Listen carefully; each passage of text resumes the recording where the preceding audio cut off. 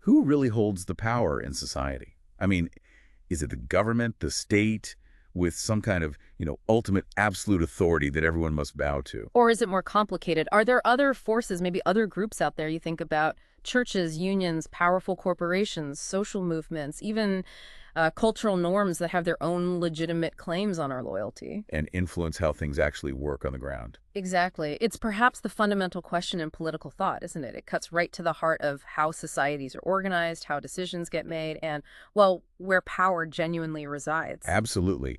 And this deep dive is focused squarely on that very question. We're specifically exploring a significant, really influential challenge to the traditional idea of state power. We're diving into the pluralist theory of sovereignty, using your source material as our map. Right. And, to truly appreciate the pluralist challenge, we first have to understand what they were reacting against. Because for centuries, going back to thinkers like Jean Bodin in 16th century France, and then later the English jurist John Austin in the 19th century, Right. the prevailing idea was the classical, or what's sometimes called the monistic theory of sovereignty. Monistic meaning single, unified. Yeah. Like the idea that sovereignty is this one indivisible, all-powerful thing that sits in one place within the state. Precisely. It's seen as the ultimate supreme legal authority. Yeah. And the pluralists came along much later, essentially saying, hold on, that's not really how society actually works. And that's what we're going to unpack today. Using the sources you provided, we're going to try and understand exactly why they felt the need to challenge this, long-standing view. What are the core principles of the pluralist theory? Who are the key thinkers who sort of fleshed out these ideas? And finally, what are the strengths and maybe the potential weaknesses of this pluralist perspective? Yeah, trying to get a clear picture. The goal is to give you, the listener, a clear, deep understanding of this complex debate, hopefully cutting through some of the academic language. Think of it as getting a shortcut, maybe, to being well-informed on a core concept in political theory. We'll highlight the surprising facts, perhaps, and just enough context to make it all stick. Exactly. Our mission is to navigate the arguments and insights presented in these sources, extracting the most important nuggets to help you grasp the essence and implications of pluralist sovereignty, and hopefully in a way that's engaging and easy to follow. Sounds good. Okay, let's unpack this. So let's start by really drilling down into the traditional view that the pluralists were pushing back against, that classical or monistic theory of sovereignty. Your source describes it as providing the best description of the legal character of sovereignty. Yes, and that phrase is crucial. It's primarily a legal concept in this classical definition, particularly as Austin articulated it. Thinkers like Bodin, they were grappling with the chaos of post-Reformation Europe, and they saw absolute sovereignty as necessary for just basic order. Austin later kind of formalized this into a more rigorous legal theory. And what were the defining characteristics they gave this legal sovereign? What did it look like, technically speaking? Well, the source gives us a pretty clear list. Absolute, perpetual, universal, inalienable, and indivisible. Let's break those down a bit. Okay. Absolute meaning unlimited.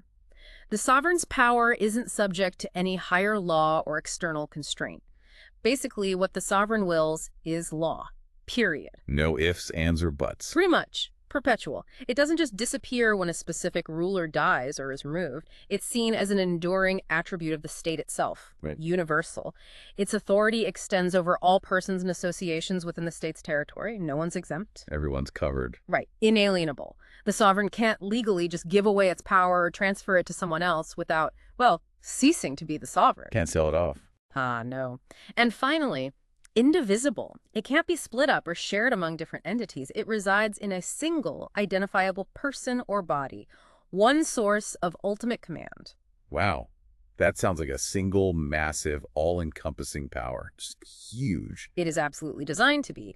And the central idea, that monistic part, is that this absolute indivisible power resides in one place, one single sovereign entity within the state. Right. Historically, maybe this was a monarch, but in modern times, it's often identified with a legislative body, like Parliament in the UK, which is sometimes described as having theoretically unlimited legal power. Okay, so that's the clean, maybe even elegant legal definition of sovereignty. What happens then when you take that theoretical concept and try to apply it to the messy, complicated reality of political life, the relationship between the state and the actual people. Ah, that's exactly where the friction starts. That's where the problems that pluralists really zeroed in on begin. When this purely legal idea of absolute indivisible sovereignty is applied to the political sphere. Mm. The state, or more accurately, the government acting on behalf of the state, basically claims this absolute authority over everyone and everything within its borders. And what does that mean for the individual citizen? Well, it implies unlimited authority of the state over the individual, and consequently, it demands unlimited political obligation on the part of the individual. You owe total, unquestioning obedience to the state's commands simply because it is the ultimate sovereign. Right. Your source uses some incredibly strong language here. It states this idea reduces individuals to the status of dumb-driven cattle who have to follow the dictates of the state. Dumb-driven cattle.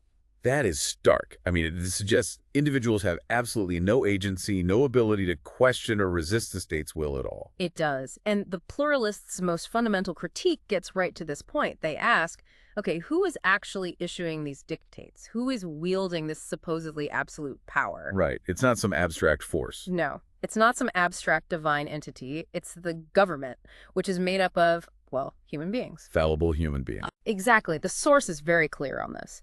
These are individuals who might be wise or foolish, benevolent or selfish, virtuous or vicious. But critically, they are in no case perfect, divine, and infallible. Never. So the classical theory, when you translate it into political reality, it sets up a situation where one set of imperfect, error-prone individuals, the government is claiming absolute, unquestionable power over another set of similar imperfect individuals, the citizens.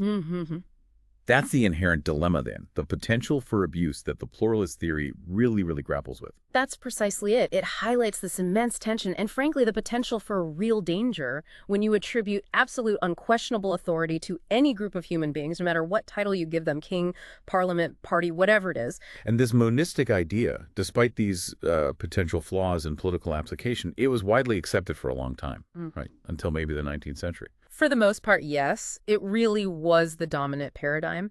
It was seen as an essential attribute of the modern state, the thing that distinguished it from earlier forms of political organization. Okay. The state was considered superior to all other associations, groups, or institutions within its territory, precisely because it, and it alone, possessed this unique, absolute quality called sovereignty. And this belief in the state's supreme sovereignty, it fueled a massive expansion of state power and influence over time. Immense expansion, yes.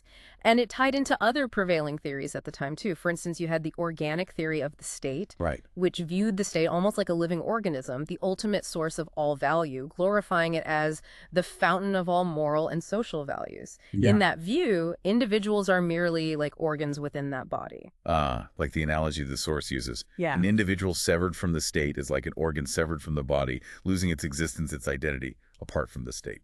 A very powerful, and again, you could say quite chilling analogy. It really illustrates how deeply the state's preeminence was embedded in political thought and how the individual was often seen as subordinate to this collective entity of the state.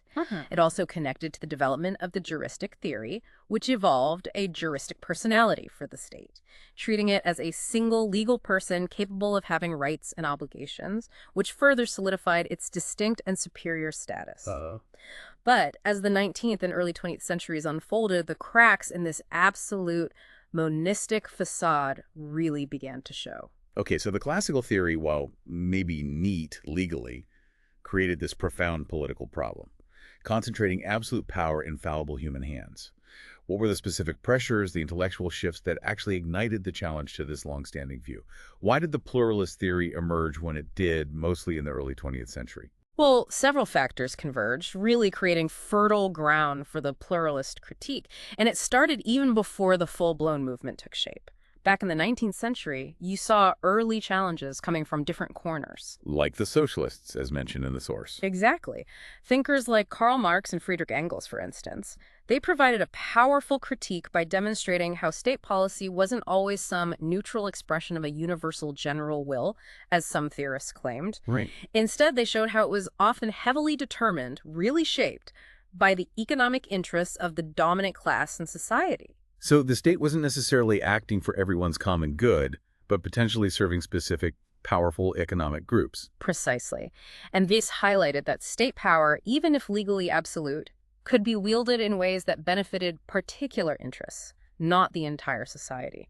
And this tied directly into another major concern people had: the rise of industrial capitalism alongside this theory of the absolute state. Many thinkers saw this combination as posing a real threat to freedom. J.N. Figgins, an English historian and political theorist, often seen as a significant forerunner of pluralism. Wow. He directly linked the ascendance of the absolute state to the horror of that very economic and industrial oppression, which is the distinctive gift of modern capitalism to history. Wow, that quote is striking. He saw the all-powerful state potentially being used, or maybe just enabling, unchecked economic power and exploitation. That was definitely the fear. I mean, if the state's authority is absolute and unquestionable, who checks the state if it gets captured by or heavily influenced by powerful economic interests? The monistic theory didn't really offer an inherent mechanism for that. Okay, so you have these economic and class critiques sort of bubbling up. Then moving into the 20th century, other academic fields, the social sciences, started contributing to the challenge too. Yes, absolutely. Developments in modern psychology and sociology significantly chipped away at the intellectual foundations that supported the monistic state. How does psychology play a role? That seems less obvious. Well, according to the source, modern psychology exploded the myth of the personality of the state. Remember how the juristic theory gave the state that single, unified legal personality? Psychology, with its growing understanding of complex individual and group motivations, showed that you couldn't realistically attribute a single, unified will or personality to something as vast and diverse as a state, or even a government composed of many different individuals with competing interests and psychologies. It just didn't hold up. So the idea of the state having a single mind or purpose was seen as, well, psychologically unrealistic. Kind of, yeah. And modern sociology complemented this nicely by demonstrating that law isn't simply the top-down command of a sovereign, as Austin had argued. Sociology showed that law is deeply rooted in and is really a product of prevailing social conditions, customs, norms, the actual interactions within society itself. So law arises from how society actually functions, from the ground up, not just from the state issuing decrees from on high. Exactly. And this led thinkers to a really critical realization. The state is only a partial manifestation of man's complex social nature. It has a defined sphere of activity, primarily the political and legal, but it cannot realistically be seen as an all-encompassing institution covering all aspects of social life, the way the classical theory often implied. Right. People form groups for countless reasons outside the state's direct control. Totally. It's not the only or maybe even the primary arena for all human social interaction and purpose. And this realization, the source states, gave rise to the pluralistic theory, which launched a systematic attack on the doctrine of state sovereignty. The pluralists sought to fundamentally redefine the state's place in society. Okay, so how did they redefine it? What was their alternative vision? Well, they proposed seeing the state not as this unique supreme entity, but merely as one of the several associations that exist in society. These associations, like churches, unions, clubs, families, they operate to secure the multifarious interests of individuals: their economic interests, their religious needs, their cultural pursuits, their social connections, all sorts of things. And the state's role in this view isn't to be the supreme ruler commanding everyone. Instead, it's more like an arbiter over the conflicting claims of these different, often competing associations. So like a referee or a coordinator rather than a master. Precisely. They explicitly repudiated the exclusive and absolute claim of the state to individuals' allegiance. They argued that allegiance isn't owed solely or absolutely to the state. Individuals have loyalties to many groups, and they insisted the state must actually compete with these other associations to establish any claim it has to superior authority. It can't just assume it has it by right. Okay, so you have these intellectual challenges building up from economics, from social science, this fundamental rethinking of the state's nature. And then here's where it gets really interesting, as the source highlights. History delivered a massive, undeniable blow to the idea of absolute state power. The First World War. Oh, absolutely. The First World War, 1914 to 1918, was a profound catalyst for pluralist thought. The state, in prosecuting the war, made unprecedented demands on its citizens. I mean, it required immense sacrifices, not just financial, but intensely personal, demanding lives, tearing families apart, forcing people into brutal, horrific conflict. And while people made those sacrifices, it also prompted this deep, widespread questioning, didn't it? Was the state logically entitled to ask for all that? Yeah. Did it have a legitimate moral claim to demand the ultimate sacrifice from its citizens? Exactly. The sheer scale of the demands, the suffering, the apparent pointlessness of the slaughter for so many, it forced a kind of brutal reckoning. And you had phenomena like the rise of conscientious objectors, individuals who, based on deeply held moral or religious beliefs, claimed their conscience compelled them to oppose the war, even defying the state's direct command to fight. Their loyalty was clearly to something other than, or perhaps higher than, the state. Their personal conscience, their faith, something the state couldn't just command away. Right. And the source points out quite starkly that the policy of war, these huge life and death decisions, were determined by men in power who were as imperfect and fallible as any other human beings. Men capable of error, of massive folly. Yes. And the potential for even a little folly on their part to escalate war and bring untold suffering was just laid bare on a global scale. How could the absolute authority of the state, the unquestionable command to kill and die, when wielded by such fallible, limited human hands, be taken for granted anymore? That puts a very human, very vulnerable face on that abstract, powerful concept of sovereignty. It wasn't some divine will. It was flawed humans making potentially devastating decisions. It really made the idea of absolute state power seem not just potentially dangerous, but chillingly arbitrary when wielded by imperfect individuals. And Harold J. Lasky, perhaps the most famous English pluralist, he specifically identified two main factors driving the pluralist attack, building directly on these historical and conceptual pressures. What were those two key factors for Lasky, according to the source? Okay, first, he pointed to the fundamental tension between the state's claim of legal omnipotence, this idea it could legally do anything, and its claim to allegiance based on representing the total societal interest versus the actual reality on the ground. Pluralists argued this legal omnipotence was a purely formal concept, often invalid, in fact. They said, look, the state is simply one of many associations in society, and real-world experience shows there are clear limits to its power. These limits aren't just legal, they are set by the purpose the state claims to serve, and, crucially, by individuals' judgment of that purpose. Right. If people think the state's purpose is unjust or it's failing badly, then allegiance erodes. It's not automatic. It's earned and conditional on the state's actions and how people perceive its purpose. That is a cornerstone of the pluralist argument. Okay, and the second factor Lasky highlighted. Second, Lasky highlighted the dangerous implication that the state's claim to preeminence really boiled down to the sovereignty of the government, which is composed of fallible men. Their intentions alone, no matter how good they might claim they are, simply aren't sufficient justification for such a vast and absolute claim over individuals' lives and loyalties. He saw this attack as directly stemming from historical conflicts where other institutions or individual consciences challenged state authority, conflicts between churches and the state over religious freedom, trade unions versus the state over workers' rights, and indeed individuals like the conscientious objectors versus the state during wartime. So these were real-world examples of competing loyalties, fundamental challenges to the state's claim of absolute unchallenged authority. Exactly. So the pluralist theory wasn't just some abstract academic debate. It was a direct, really urgent response to the social, economic, and profound moral and political crises of the late 19th and early 20th centuries. It was questioning the very foundation upon which state power had been based for centuries. It sounds like a theory born from grappling with the realities of power, loyalty, and human fallibility in a rapidly modernizing and tragically war-torn world. I think that's a very accurate way to put it. Okay, so now we have a solid understanding of why pluralism emerged as such a powerful challenge to that classical monistic view of the state. Let's get into the heart of it. What does the pluralist theory actually say about the nature of society and the place of the state within it? What are its core principles? Well, at its heart, pluralism marks a really crucial shift in perspective. It moves the focus away from the purely legal definition of the state and shifts it towards its sociological character. It asks essentially, what is society actually like, rather than just, how does the law define the state? And when you look at society sociologically, what do you actually see? You see a landscape that is incredibly diverse and dynamic. It's marked by numerous associations, groups that people voluntarily form for an almost infinite variety of interests and purposes. Right. The source provides plenty of examples.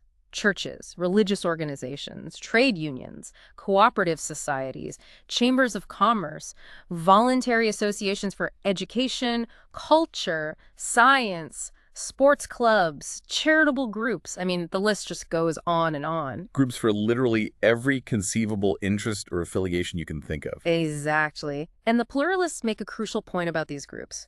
Some of them existed prior to the emergence of the modern state. You think of families, clans, tribes, or early religious communities. Sure. And many others exist independent of the state.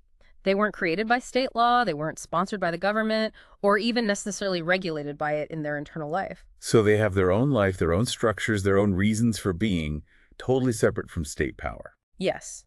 They're seen as spontaneous, almost organic outgrowths of human social nature. And sociologically speaking, the pluralists argue the state is but one of these associations, standing side by side with them, not above them. Side by side. That's a massive demotion from the classical idea of the state as the absolute supreme sovereign, the fount of all value. It fundamentally changes the picture, doesn't it? And building on this, pluralists believe it's not just a fact that people associate in groups, but that it is morally preferable for individuals to be politically associated with a wide range of these diverse groups. Why is that morally preferable? What's the benefit? Well, they see these varied groups as providing crucial opportunities for individuals to develop and exercise their creative abilities, to pursue self-fulfillment in different spheres of life through their work, their faith, their hobbies, their community involvement. Being part of multiple groups enriches the individual personality and provides outlets for diverse aspects of human nature that the state alone simply cannot satisfy. It's about fostering a rich, multifaceted civil society where individuals can thrive in lots of different ways. Exactly. And a key principle that follows from that is that no outside agency, and this is directed particularly at the state, should interfere with the legitimate functioning or internal life of these groups unless it's absolutely necessary to address fundamental issues like public order, public safety, or public morality. So, unless a group's actions directly threaten these basics, the state should largely leave them alone to manage their own affairs. That's the general principle. Okay, so if the state isn't the supreme ruler, if it's just one association among many standing side by side, what is its legitimate role according to the pluralists? What does it do? Well, the state, as society politically organized, it can't really be conceived as totally distinct from these numerous associations. It is, as some pluralists put it, an association of associations. Yeah. Its primary and essential function is to coordinate the activities of this complex web of groups. Coordinate how? By imposing its will on them. No, not by imposing its own arbitrary will, but rather by acting as an arbiter over the conflicting claims and interests that inevitably arise between different associations. Its purpose is to resolve disputes and, crucially, to harmonize and coordinate their interests to secure the common good, the common interest, or the public interest. Finding common ground, mediating conflicts, making sure the gears of this complex social machine turn smoothly, maybe? Precisely. This coordinating role is seen as vital for maintaining order and cohesion in a diverse, group-filled society. But it's a role of service and harmonization, not one of absolute command. So the theory aims to curtail or limit the absolute authority of the state, but it does not seek to abolish the state entirely. That seems like an important distinction, setting it apart from, say, anarchism. Absolutely. That's a critical point. Pluralists are not anarchists. They recognize that the state has necessary functions. The source mentions maintaining internal order, defending against external enemies, and enforcing voluntary contracts unless, interestingly, they are deemed morally void, which introduces another layer of complexity. So, they see a legitimate, though limited, role for state power. But a core principle is that the state's claim to superior authority isn't inherent or automatic. It has to be justified. It has to be earned somehow. This is absolutely crucial. Yes, the state does occupy a privileged position in society. It has compulsory jurisdiction over everyone within its territory, and it has the unique power to use legitimate coercion to punish. Right. But the pluralists argue this doesn't automatically make it supreme or unquestionable. Instead, This special position and power actually postulates a higher moral responsibility on the state. It has to justify its exercise of these unique, potentially dangerous powers. And how does it justify them? What's the test? By genuinely securing the common interest, by harmonizing the interests of all the different associations and individuals in society. And this is where the practical challenges really arise, as the source points out quite well. Some associations are far more organized, vocal, and powerful than others. Vulnerable sections of society might be fragmented, unorganized, or even unaware of their own interests. Interests can be forcefully impressed upon the state through lobbying, powerful delegations, mass movements, while other, perhaps equally valid interests might remain dormant and hardly noticed. So the theoretical ideal is that the state somehow manages to weigh all these different unequal claims fairly. That sounds incredibly difficult. It is. The source states, theoretically, the state is expected to ensure that all interests are given due weightage. And the crucial test for the state, the benchmark against which its claim to authority is measured, is to demonstrate that it's not dominated by any special interest or vested interests when it exercises its authority. If it is dominated by a particular group's interests, the pluralist would argue it betrays the confidence reposed in it. It fails its core function. That connects powerfully back to the Marxian critique we mentioned earlier, the fear of the state simply serving a dominant economic class. The pluralists are essentially setting a high moral bar here, saying the state must resist becoming an instrument of specific powerful factions. Exactly. They echo the sentiment quoted from Ben and Peters in your source. The state must not be allowed to fall into the hands of men concerned only for the interest of a limited group. It must be sensitive to all without succumbing to any one or any limited coalition of interests. Which, as you said, raises an important question. How hard is that in practice in the real world? Yeah, that seems like an almost impossibly difficult balancing act for any actual government. It is. And this practical difficulty sort of reinforces another key pluralist principle, the need for decentralization of authority. Given the dangers of concentrated power and the sheer complexity of modern society, pluralists don't give unconditional acceptance to state sovereignty or the idea of the state as Thomas Hobbes's all-powerful Leviathan. Rejecting the idea that the state should have a monopoly on our allegiance. Yes, they argue that allegiance is complex and must be justified on moral grounds, not simply commanded. They believe the expansion and concentration of state authority, which was a historical trend linked to the monistic theory, actually undermines democracy and individual liberty. And interestingly, they also argue it erodes administrative efficiency in the modern complex world. How so? Well, the state becomes too big, too centralized to effectively manage everything. The problems are too varied, too local, too specific to different groups for one central power to handle effectively or justly. That makes sense. Therefore, they advocate for a reorganization of political life that includes effective limitations on state power and promotes shared management and control by various associations based on their specific knowledge and contribution to the social good. Okay.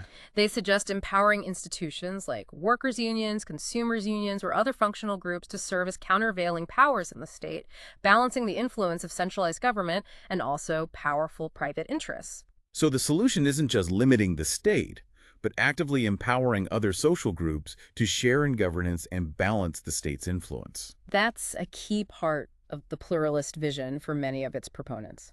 Distributing power and authority among various social centers, recognizing that expertise and legitimate authority can reside in many different places within society, not solely within the formal structures of the state. Okay, now having laid out those core principles, let's meet some of the key thinkers who developed and articulated these ideas. The pluralist movement drew inspiration from earlier figures, but the source named several who really fleshed out the theory. Right. The source mentions Emil Durkheim, the sociologist, and importantly, figures like Otto von Guericke, a German jurist, and F.W. Maitland, his English translator and historian. They're often cited as significant forerunners. What was their main contribution? They developed the theory of the real personality of groups. This was a huge challenge to the prevailing legal view that only individuals or the state itself had real legal personality. Guericke and Maitland argued that groups, associations, corporations, think churches, guilds, universities, weren't just collections of individuals or mere creations of the state, but had their own real personality, their own will, their own kind of organic life. So they weren't just subgroups within the state, subservient to it, but entities with their own independent existence and rights. Exactly. And crucially, they argued these groups played a real role in lawmaking through their own customs, their norms, their internal rules. While the state played a principal role in formal law, it wasn't exclusive. So, Groups had privileges and obligations that existed independently of state sanction or recognition. This directly challenged the monistic idea that all law and all corporate existence flows solely from the state sovereign. that's a foundational challenge right there. If groups have their own real personality and can generate law independently, the state isn't the sole source of legal authority. Precisely. Building on this groundwork, we have figures like Leon Duguet, a French jurist. What was Duguet's main contribution to pluralist thought? Duguet fundamentally rejected the whole concept of sovereignty as the basis of the state. He argued that laws are not based on sovereign command, but on social solidarity, the fundamental fact of interdependence between people and society. Okay. The rules that govern us are obligatory not because some sovereign entity issues them, but because their observance is crucial for maintaining social life and society itself. So law is based on the needs of society, on people needing to live together and cooperate, not on some person or body having ultimate power. That's his key point. He argued that laws exist before the state and independently of the state's will. The state, for Duguet, is merely an instrument designed to serve social solidarity. It is subordinate to the rules that stem from this solidarity, which he found embodied in laws.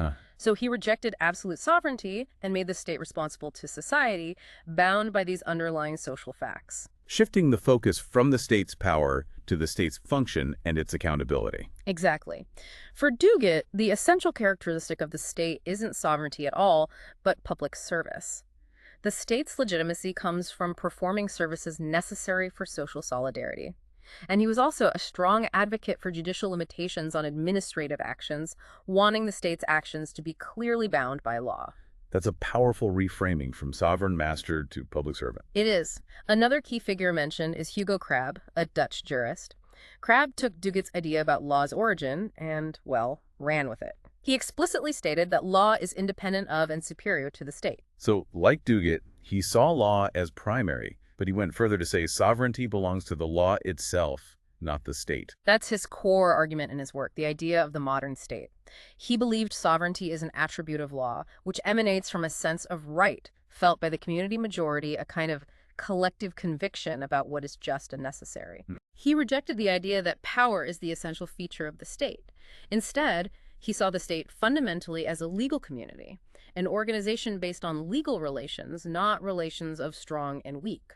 So the state is defined by its relationship to law, and law itself is the ultimate authority, stemming from the people's collective sense of right. Precisely.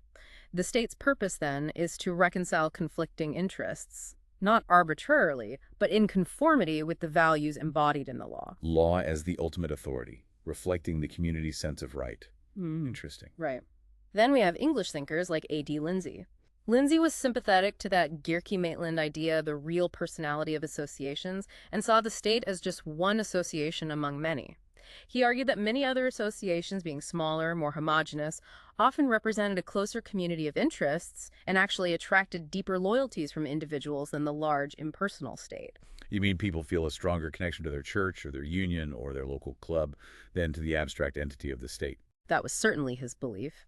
And he argued that if these associations were granted significant autonomy, they might actually be more effective at coordinating social life within their spheres than the state could be. Okay. Therefore, Lindsay made a passionate plea for granting greater authority and initiative to associations, going so far as to suggest they should even be allowed to legislate for themselves within their areas of expertise and interest. Wow, decentralizing lawmaking power away from the state and giving it to groups. That sounds pretty radical. It is. He advocated specifically for the decentralization of legislative powers from the state to various functional associations in society. How did Ernest Barker fit into this picture? The source notes he approached it slightly differently, rejecting the real personality idea specifically. That's right. Barker didn't accept the philosophical concept of groups having a real personality in quite the same way Gierke and Maitland did. But he still accepted the practical juristic claim that permanent groups existed prior to the state and had a definite corporate character and distinct functions. Okay. Barker viewed the state as less like a distinct organism and more like an association of individuals already united in various groups for a further and more embracing common purpose. So the state's purpose is to build upon and perhaps elevate the existing group life that's already there. Yes. And his key point about the state's necessary function was to adjust the relations of associations. This meant regulating the relationships of associations to the state itself, to other associations, and, importantly, the relationship of associations to their own members. Why was that last part, protecting individuals from groups, so important in Barker's view? That seems like a twist. Because while pluralism rightly highlights the dangers of state tyranny, Barker recognized that groups themselves could become tyrannical towards their own members. A powerful union might exploit its members, or a religious group might impose oppressive rules. Oh, Barker saw the state as having a crucial role in maintaining a framework, a scheme, that preserves the equality of all associations before the law and, critically, protects individuals from the possible tyranny of the group they belong to. that adds a significant layer of complexity. The state isn't just checked by groups. It might actually be needed to check the groups themselves to protect individuals within those groups. A crucial nuance in his perspective, absolutely. Now, the source describes Harold J. Lasky as the most ardent exponent of pluralism, at least in his earlier period. He's certainly the name most associated with it in the English-speaking world. The source mentions his extensive writings and how his views evolved over time, starting very critical, maybe becoming more balanced later. Yes, his thought is complex and did evolve, but his early work, particularly in books like Studies in the Problem of Sovereignty and Authority in the Modern State, mounted a very vigorous and influential attack on absolute sovereignty. He saw it as a kind of legal fiction, totally out of sync with social reality. He even called it a barren concept that would eventually disappear, much like the divine right of kings had. What were the main prongs of his detailed attack on absolute sovereignty, according to your source material? He seems to have hit it from multiple angles. He did. He critiqued it from three main angles. First, historically. Building on figures like Sir Henry Maine, he argued that even seemingly absolute monarchs or legislative bodies were always limited in practice by custom, tradition, the prevailing social habits of the people. These weren't formal legal checks, but political necessities rulers had to consider popular sentiment, avoid provoking rebellion. He called these the conditions fairly well known, under which power is actually exercised. Okay. And externally, he argued absolute state sovereignty was increasingly incompatible with the interests of humanity and the growing reality of world interdependence in areas like trade, communication, and shared global problems. He famously said, "In a creative civilization, what is important is not the historical accident of separate states, but the scientific fact of world interdependence. The real unit of allegiance is the world. The real obligation of obedience is to the total interest of our fellow men." A truly global perspective, pushing allegiance beyond the state border, especially in the wake of World War I. Second, he critiqued it as a theory of law. He used A.V. Dicey's famous distinction between legal sovereignty, where Parliament is theoretically supreme, and popular sovereignty, where the ultimate power is notionally with the voters, to show the difficulty of locating a single, indivisible legal sovereign in practice. He argued that the Austinian idea of a legally unlimited sovereign was simply absurd in the real world, quoting the source's examples. No parliament would dare to disenfranchise the Roman Catholics or to prohibit the existence of trade unions. Because the social and political reality imposes limits, even if the strict legal theory doesn't acknowledge them. Exactly. Legally unlimited power turns out to be power exercised under conditions fairly well known, meaning there are practical, political, and social constraints on what any sovereign can actually do. Third, he argued it fails in analyzing political organization, pointing, for instance, to federal states like the United States. In a federal system, with divided powers between federal and state governments, and checks and balances between legislative, executive, and judicial branches, where do you locate a single, absolute, indivisible sovereign? Lasky argued it was practically impossible, showing the theory just didn't fit the reality of complex modern governance. That's a pretty comprehensive takedown of the traditional view. Where did he go from there? A key distinction for Lasky, mentioned clearly in the source, is between the state and the government. Yes, this distinction is absolutely fundamental to his pluralism. He argued that the supposedly sovereign powers are actually claimed and exercised by the government, which is simply a specific body of persons, politicians, administrators. Okay. The government, for Lasky, is merely the agent of the state, the mechanism of administration set up to carry out the state's broader purposes. It is not the supreme coercive power itself. Its power is defined and limited by the state's authority, and critically, it can be called to account by the people or by the state's fundamental framework, like a constitution. So the government is the temporary operator of the machinery, maybe, not the ultimate owner of the power. That's a good way to put it. And Lasky saw immense danger in confusing the two and giving absolute power to the government precisely because it's made up of fallible individuals who might exploit power for selfish purposes, mistakenly identify their private interests with the common good, even with the best intentions, or simply be ignorant or incompetent. Mm-hmm. The immense value of this state-government distinction for Lasky is that it creates institutional mechanisms for changing the agents of the state, that is, the government, when the latter shows itself inadequate to its responsibilities. It allows for democratic accountability and peaceful change, which is vital precisely because those in power are fallible. That's a powerful argument for checks and balances and, well, the right to change your leaders if they mess up. Yeah. And on the moral grounds of allegiance, Lasky was equally radical, wasn't he? He really pushed the boat out there. Very much so. He argued the state is only one among many associations in society. It has no inherent superior claim to allegiance just because it's the state. An individual's allegiance to the state, their willingness to obey its laws and commands, is only right and morally permissible insofar as his conscience gives assent. Bringing back the idea of the conscientious objector we discussed earlier, but applying it as a universal principle. Exactly. He argued that demanding unquestioning obedience from individuals, demanding allegiance regardless of their moral judgment of the state's actions, is morally wrong because it stunts the growth of his moral personality. Individuals must retain the right to judge the state's actions and decide if they are worthy of obedience. Right. For Lasky, the state must justify its existence and its claims on individuals by operating as a public service corporation, as the source puts it. Its claim to allegiance rests entirely on the efficient performance of its functions, primarily coordinating other associations in the public interest. So obedience is conditional on the state doing its job well and justly in the eyes of the individual conscience. Yes. He acknowledged the state has distinguishing features: compulsory membership, territorial jurisdiction, controlling the overall level at which men live. But these features don't grant it absolute sovereignty. They just mean the state has a necessary role in controlling other associations to secure common needs. Mm-hmm. He also argued that because society itself is inherently federal, a complex association of associations, a federation of various interest groups, then, and this is a famous quote, authority must be federal also. Authority needs to be distributed, reflecting the distributed nature of society itself. Precisely. Power and authority should be shared among various groups based on their functional value and expertise in their specific areas.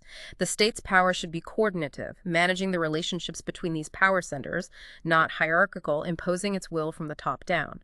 This idea of federal authority was the cornerstone, the source says, leading to his concept of the democratization of power. Democratization of power. What did that look like for Lasky beyond just political democracy, like voting? Lasky was deeply concerned about the massive, often undemocratic concentration of power wielded by economic overlords within capitalist society, what he termed the large industrial corporations, that he saw it's controlling not just industry, but also politics, often through manipulation, and wielding immense, irresponsible influence. Holding even the states to ransom, as the source quotes him saying.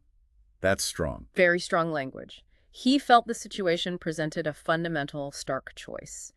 Either this concentrated corporate power must be subordinated to the community interest, or the very idea of community interest becomes just a tragic pseudonym for their power, meaning the common good is just whatever serves the powerful corporations. Right. While he is certainly open to a socialist solution involving community ownership of key industries, his pluralist alternative focused on democratizing power by socializing the four bases of economic power he identified. What were those four bases he singled out? Capital and credit, land, import and export trade, and transport and fuel power.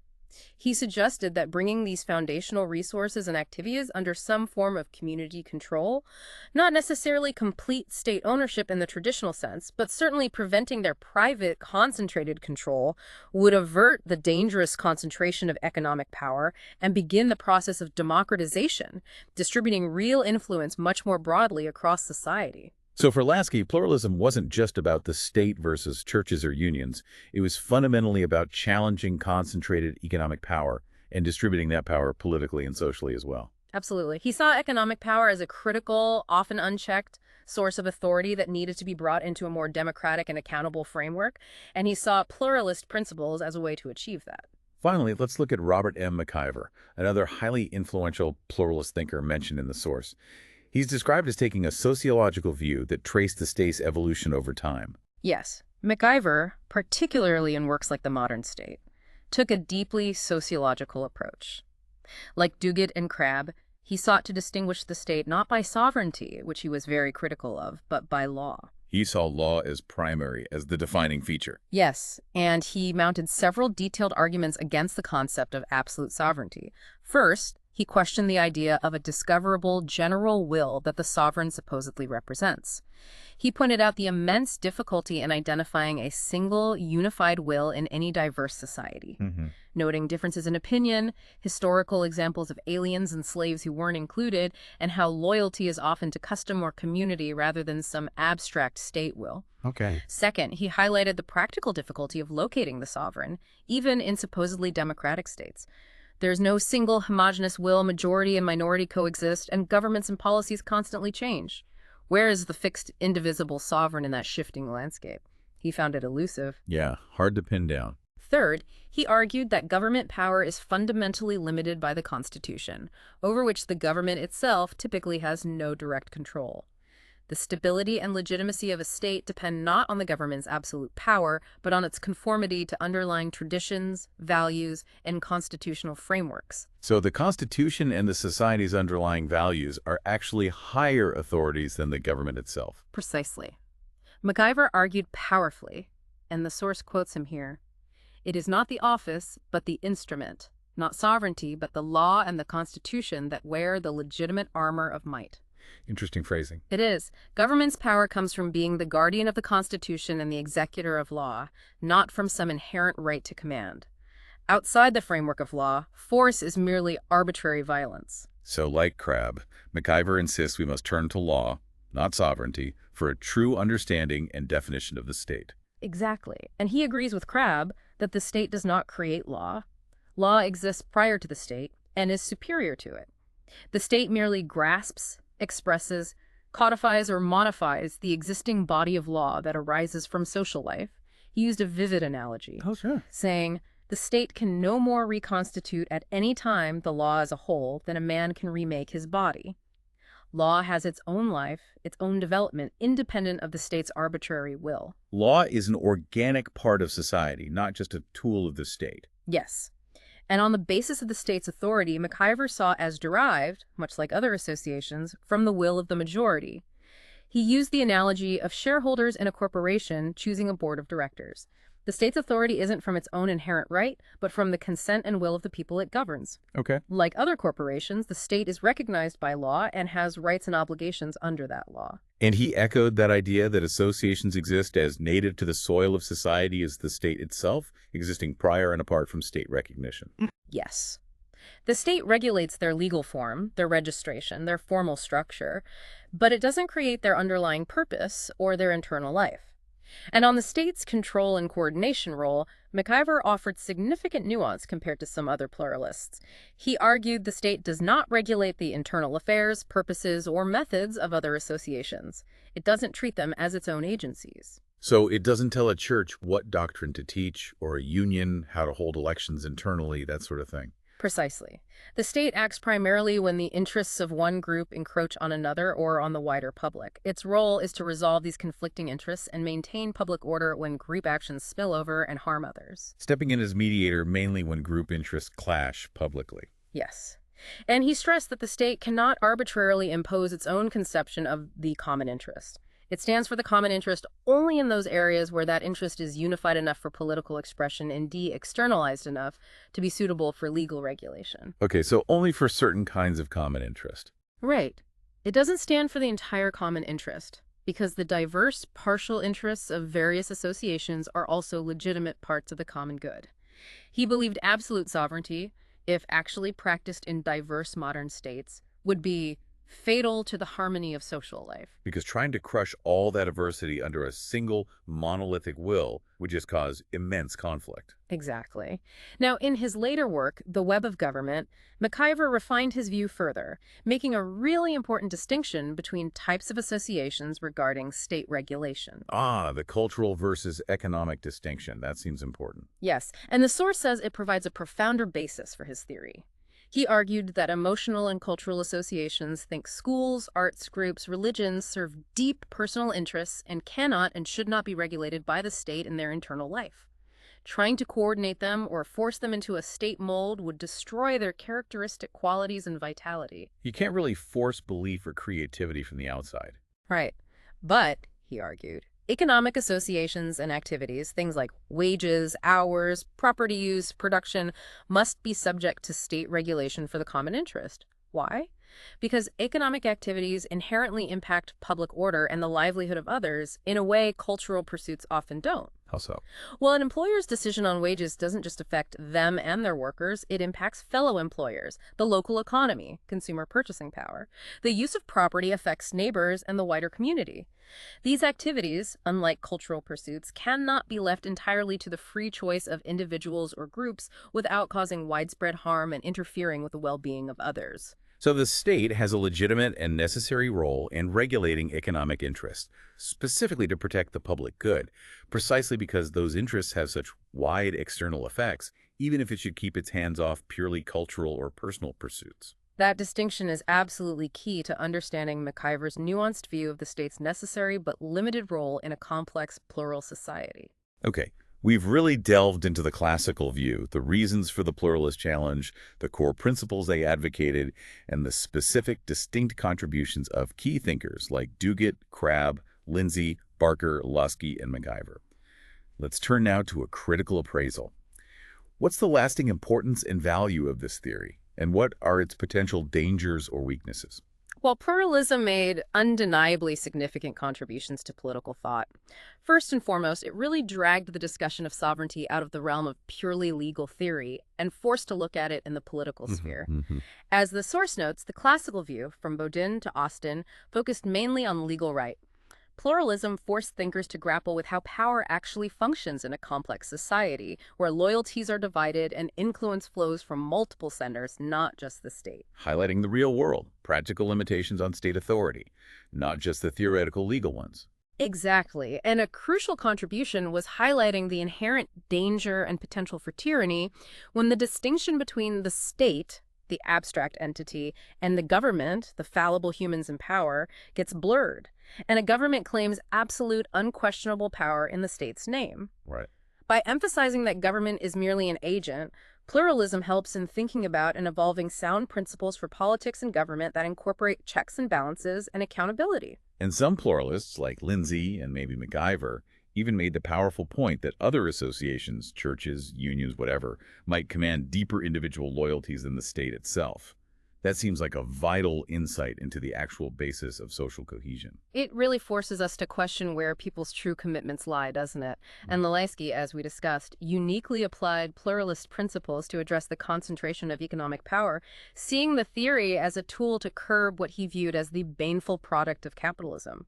He argued that economic power is also a form of sovereignty that needs to be decentralized and made accountable. McIver's distinction between what the state can and cannot regulate the cultural versus economic groups also seems like a really valuable contribution, recognizing the different nature of social activities and the appropriate limits of state interference. It adds much-needed nuance to the state's role, for sure.